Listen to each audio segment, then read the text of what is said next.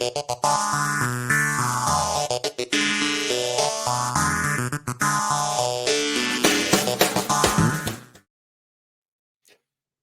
and welcome to this episode of Akrinos Access. I'm your host, Eric Matei, joined today by Steve Alexander. Steve is the head of revenue at Anagram, and Steve's joining us. He's been on the show a few times here before, talking about, well, a subject matter that Steve and the team at Anagram are just downright hands down industry experts in and thought leaders on, and that's this world of vision plans. So Steve's joining us today. This conversation on Akrinos Access, all about vision plans and your modern practice. Steve, welcome to the show. Thank you for joining us. My pleasure, Eric. Thank you for having me. Thanks for the lovely introduction. Yeah, well, thank you. Thank you for all that you do to, I think, first and foremost, raise awareness, right? And that's really what this episode is all about, is raising awareness around vision plans and some of the options that are available out there for modern practices to utilize vision plans in a few different ways, right? And but before that, you are coming. We are. This is a global telecast, I think, right? That's right. Yeah, transcontinental. Transcontinental, we'll say. So while I'm here in New Orleans, Louisiana, Steve is across the pond in Southampton, England.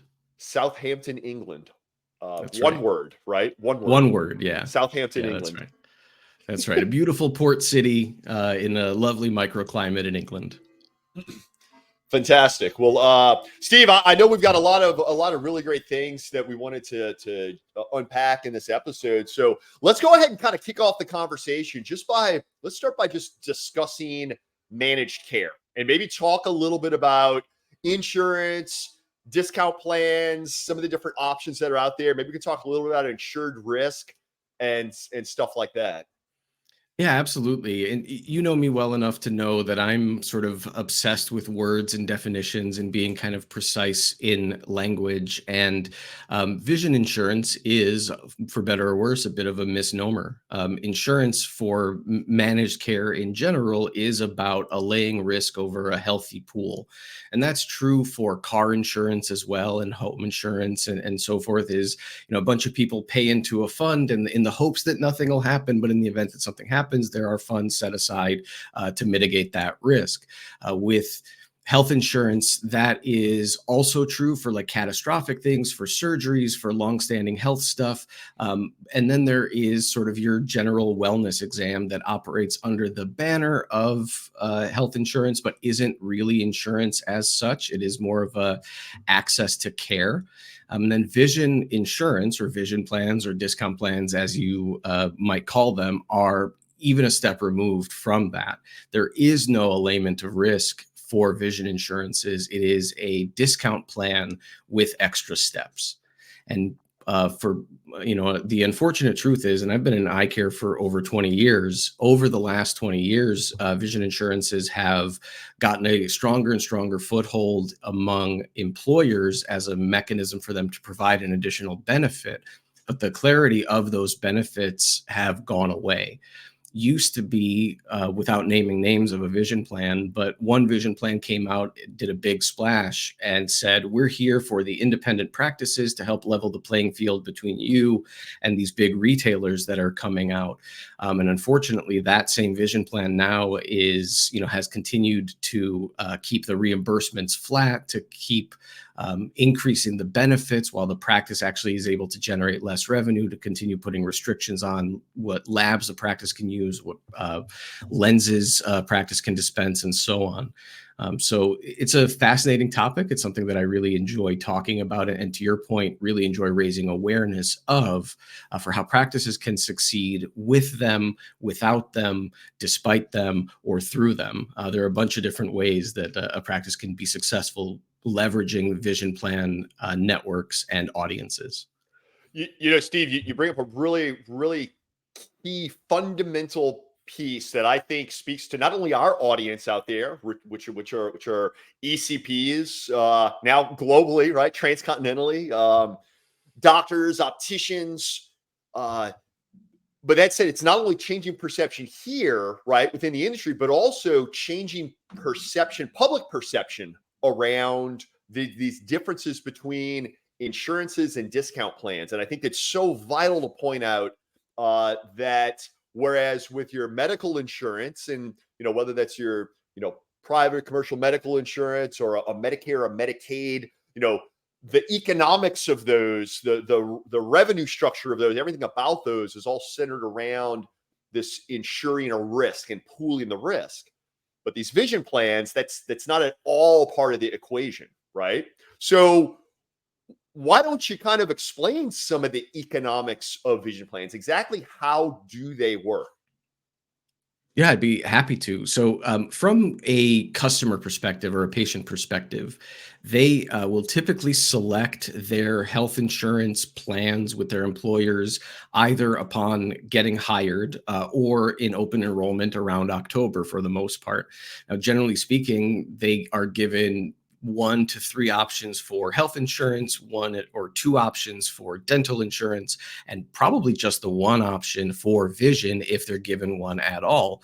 And unfortunately, the benefits of all of those things are sort of opaque, but I think they're particularly opaque, ironically, on the vision insurance side of things, because what the benefits seem to indicate to the patient is that an exam is covered and glasses are covered or contact lenses are covered. But the vision insurance deliberately doesn't specify that the benefits for materials are extremely limited.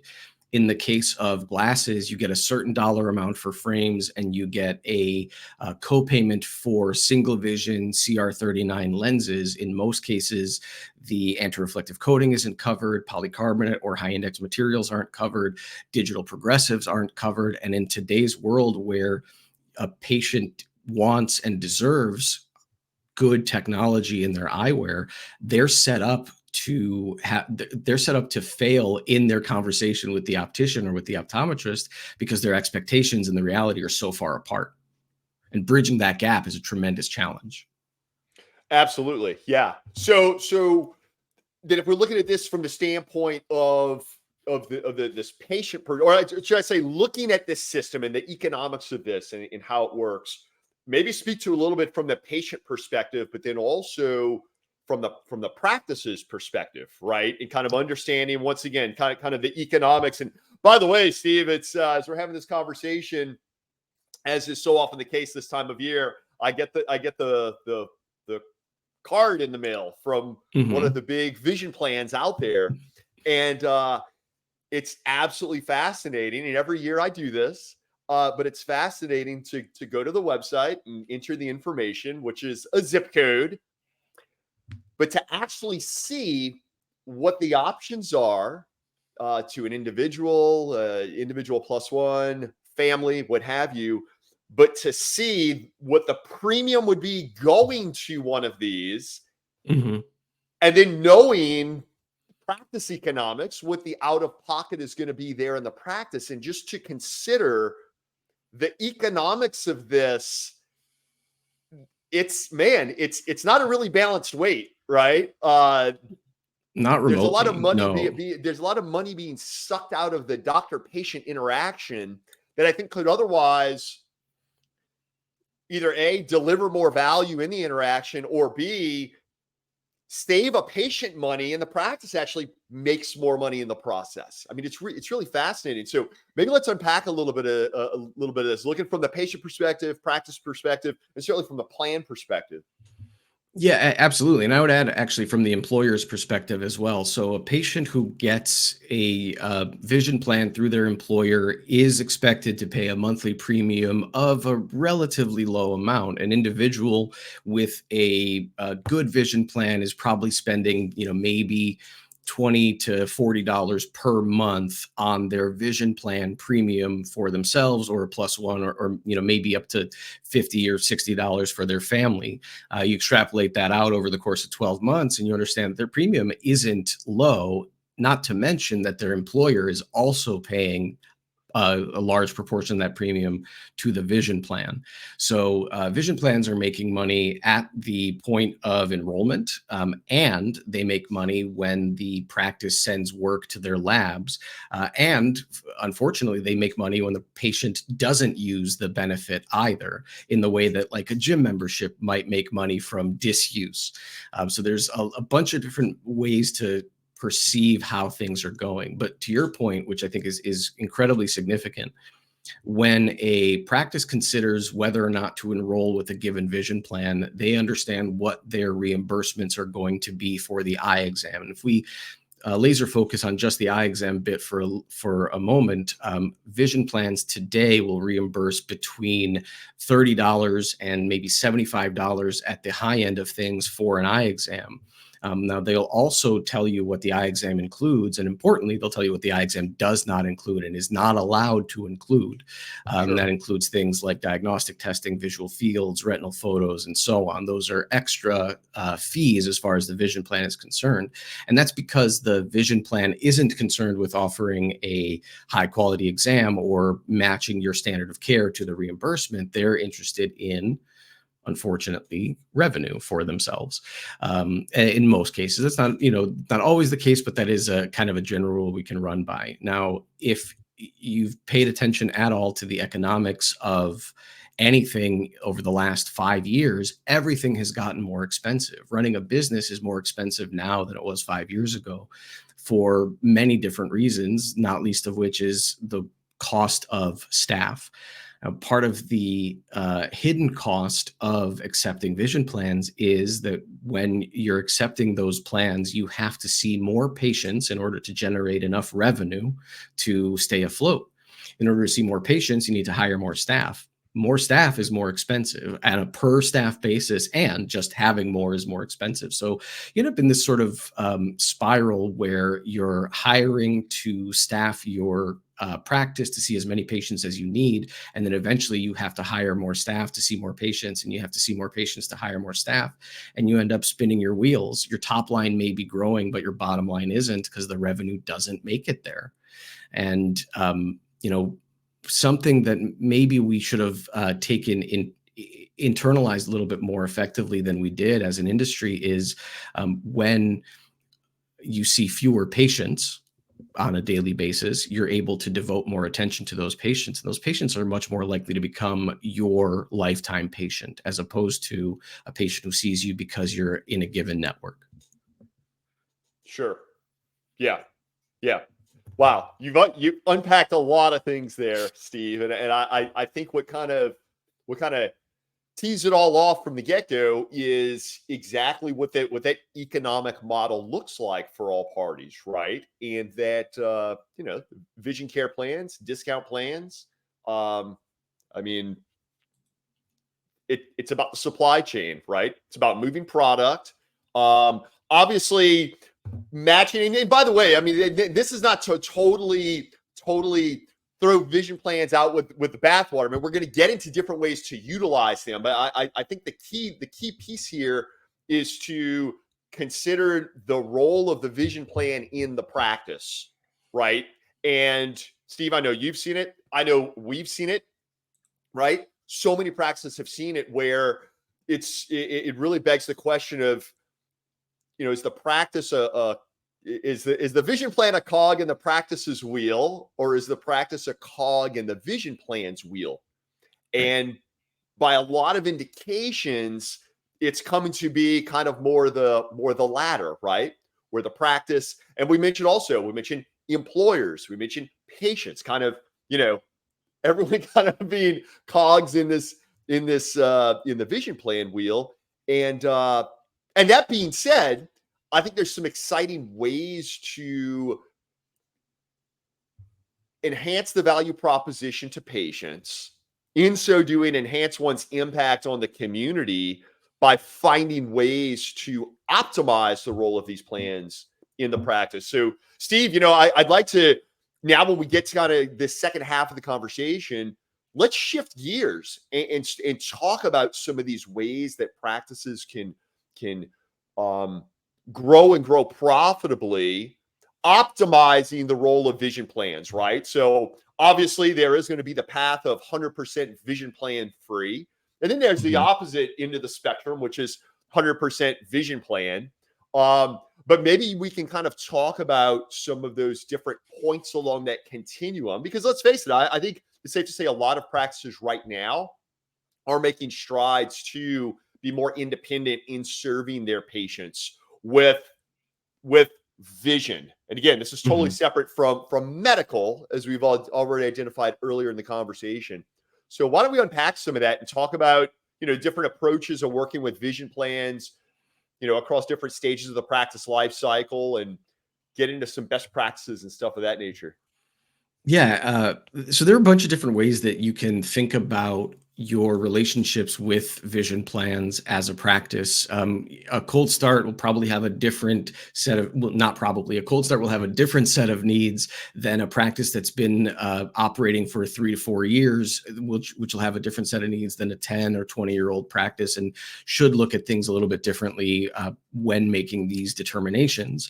Now, in my role at Anagram, I sort of divide practices into a couple of different buckets as it relates to vision plans. There are those that are voluntarily out of network, and then there are those that are involuntarily out of network. And I think that it's a fundamentally different approach to how you operate. So, voluntarily out of network are practices that have looked at the reimbursement schedules or the population of their patients to say, this plan, I won't see enough patients to make it worthwhile, or the patients that I see will not generate enough revenue for me to continue doing business. And whenever I have these conversations, I want to be really specific. We're not looking at patients as revenue only.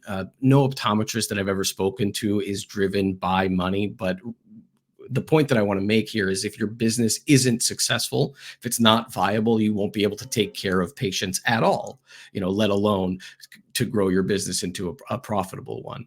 So if you're voluntarily out of network and there are vision plan patients in your neck of the woods that you don't currently accept, coming up with a vision plan strategy to gather those patients in your office is really important. And whether that's offering specific services to them, offering specific pricing to them, or specific frame and lens packages or whatever, there are things you can do on your website, in your SEO, in your marketing to say, hey, vision plan patient, we welcome you to our practice, even though we're not directly contracted. And here's what we're going to do to make sure you have the best kind of service possible. Or here are the services that we offer that your in-network practice doesn't offer, or whatever. But as with anything, differentiation in that realm is key. Absolutely.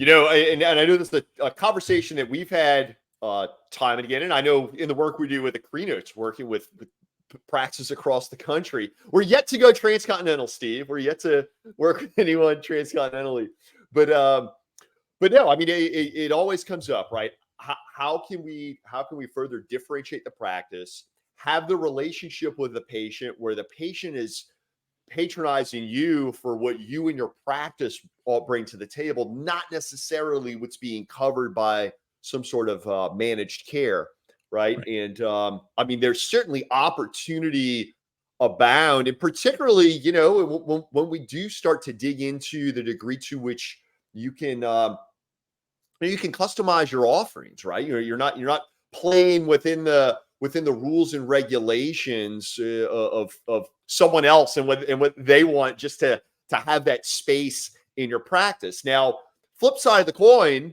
right? We can also look at the role perhaps of vision plans, and particularly with those, early in practice life cycle, looking for ways to get patients in the door, you That's know, right. hey, to be on a panel may be the right approach. Absolutely. What's your take on that, Steve? And 'cause I'd really like you to speak to that. I think right now some of the conversation is like an all or nothing, and Mhm. I don't think that's the right path forward per se. At least not the immediate step forward. It needs to be a Right. transitional phase, right? But why don't you speak to that? Yeah, I firmly agree. I think a cold start or practice just getting rolling needs to consider all the viable paths to driving patients through their door. I think one of the important things to consider is, when you're talking about a big vision plan, is they've got an extensive network of patients in your immediate area, many of whom do look for a practice that accepts their vision plan. Now, so when you credential, there's a process involved and you agree to do certain things for them. But many practices use that opportunity when a patient with a given vision plan comes in. Many practices successfully use that as an opportunity to capture those patients and make them their patient. So if you accept a vision plan, that increases the likelihood, certainly, that that patient's going to come through your door. It is then incumbent on you to show them a kind of experience that will make them stay with you as their practitioner, or stay with your practice as their dispensary, if your vision plan relationship should change in the future. Now, we keep in mind that the vision plan relationship could change not because of you, not because of a choice that you make. That patient's employer can change to a vision plan that you don't accept, or Sure. anything can happen in that way. But opening the channels for your practice to succeed in as many ways as possible is really important. Something that you're extremely familiar with is practices starting off don't have a lot of capital, right? They don't have a lot of money to spend on marketing. Marketing is typically, in general, in our industry, is undervalued as a resource. And it's difficult to tie a direct ROI to marketing, to Google Ads or what have you. So if you don't have that capital to spend, then vision plan as a sort of a post hoc marketing expense does make sense, because you're not really paying for that marketing until after the patient has come through your door. And that's when you're really paying for it, because you're paying for it in a lower per patient revenue. But then once you've got enough patient volume where you can make that decision, all right, I've seen 150 patients from this vision plan. Let's check the revenue. How much did it cost me to operate? How much revenue did I actually bring to the bottom line with that? And hey, this is working and our practice is growing. Great. And you know what? We're going to move into medically necessary contacts, or keratoconic patients, or specialty contacts, or what have you. And this vision plan has a really great reimbursement for that. So I'm going to expand that while keeping our vision plan patients the same. So I agree with you. I don't think there's a silver bullet, and I don't think that every practice in every circumstance should be out of network with every vision plan. What I do think is that the math should be done, and you Yeah. should not do it by instinct. Yeah, absolutely. And Stephen, and that piece, I mean, obviously analysis, it applies to so many things. I mean, now that we have access to so much data, to take the time to dig into that data. I know it's something that you all and the team at Anagram do. I know us here at Akrinos, it starts with the data, right? With that analysis piece to then create that strategic plan forward. So why don't you share, as we kind of look to close out here, Steve? Why don't you share some of the best practices, for those that are looking to start to step away, or at least not be so reliant on the vision plans? What are some of the things that they can start to do immediately to start to get on that path? And maybe even for those that are a bit further down the path, what are some of those additional things they can look to do to push them over into the next phase? There's any number of ways to approach it, but my favorite is an analytical one. Usually, and I mentioned you shouldn't make these decisions instinctively, but most practices do have an instinctive understanding of the vision plans that they accept, that they want to work with the least, or the ones that have the lowest patient volume at present. So a little thought exercise that I like to run through is, if a given practice is seeing, let's say, 1,000 patients a year, and this for the sake of math, let's say they see 1,000 patients a year. Of those 1,000 patients, 10% come from a given low reimbursing vision plan. That's 100 patients a year. If that 10% cohort represents 10% of your exam volume and they're a low reimbursing plan, maybe they represent 5, 6, 7% of your top line revenue. If that's true, then maybe they represent 1 to 3% of your bottom line revenue. In that case, the question that you ought to ask yourself is 2% of my bottom line worth 10% of my practice's time?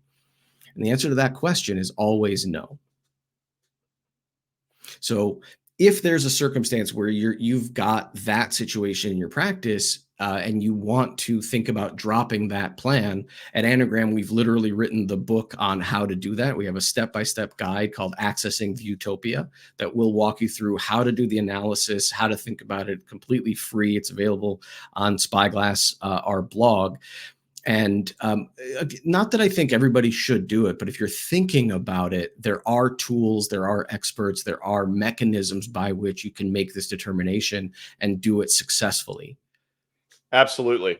And it starts with digging into the numbers, right? And Steve, Absolutely. I think you probably do bring up a great point. Like right now, anyone in any market, in any practice can probably think of those plans that maybe just your gut instinct is that, wow, we're kind of spinning our wheels a lot with working with these plans, right? But take the time to crunch the numbers. And if you do find, and again, catch the rewind here. If you missed that math that Steve just rolled out, really great thought exercise to run through, looking at patient volume and that top line revenue that is based on percentage of patients, percentage of your time, how much of your top line revenue is coming in. And if that's off, that's going to be your starting point and kind of your red flag that plan isn't serving your practice.